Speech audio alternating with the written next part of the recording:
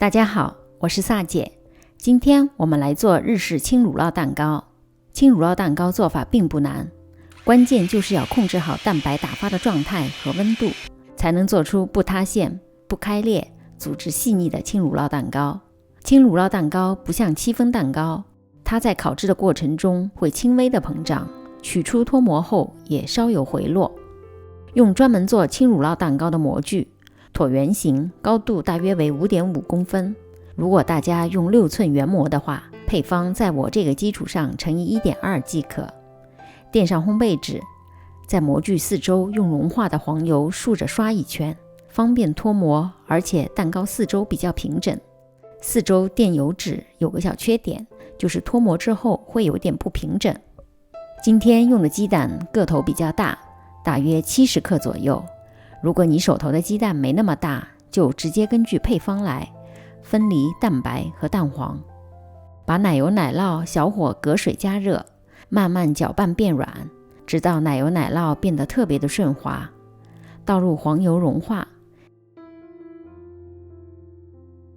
接着倒入奶油，也可以用牛奶来代替，一直搅拌直到黄油、奶油和奶油奶酪完全融合，没有一点颗粒。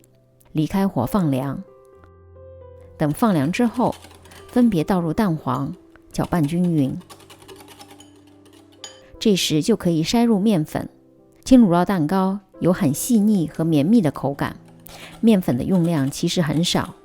混合低筋面粉和玉米淀粉，分2次过筛，不要用力搅拌。Z 字的方法搅拌直到见不到干粉。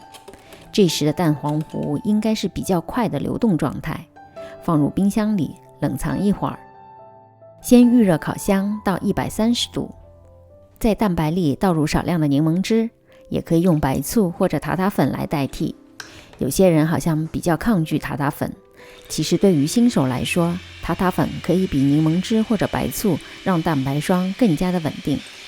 先中高速打发，直到出现较粗的泡泡，加入1/3的细砂糖。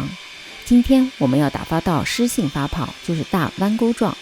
对于蛋白的打发还没有信心的朋友，可以先去我拍的一集如何蛋白打发了解一下。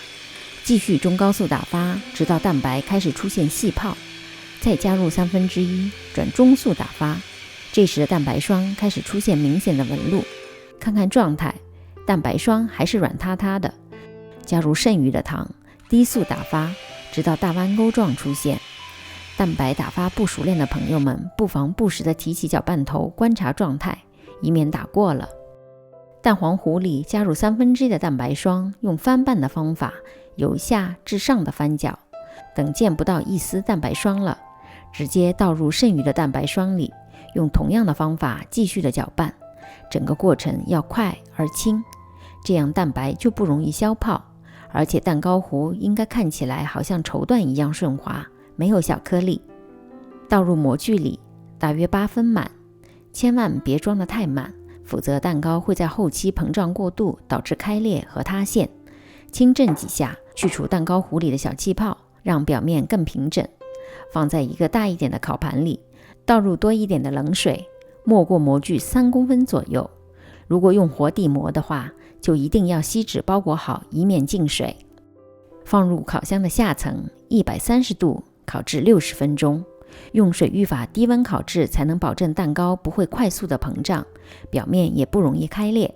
前30分钟烤箱实测的温度大约在100度左右，之后会慢慢升高至110度。烤箱的温度请根据自家烤箱的情况进行调整。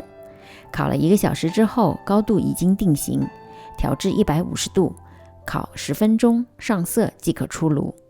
很好的掌握了烤箱温度，就能烤出完美的日式轻乳酪蛋糕。取出后放凉一会儿，翻转模具就脱模了。如果喜欢冷藏后的效果，冷藏几个小时后切一块试试。蛋糕组织很绵密细腻，散发着淡淡的奶酪香味儿。我是萨姐，如果您喜欢我的视频，别忘了点赞和订阅，有问题也可留言给我。其他视频请进入萨姐的南腔北调观看，我们下集再见。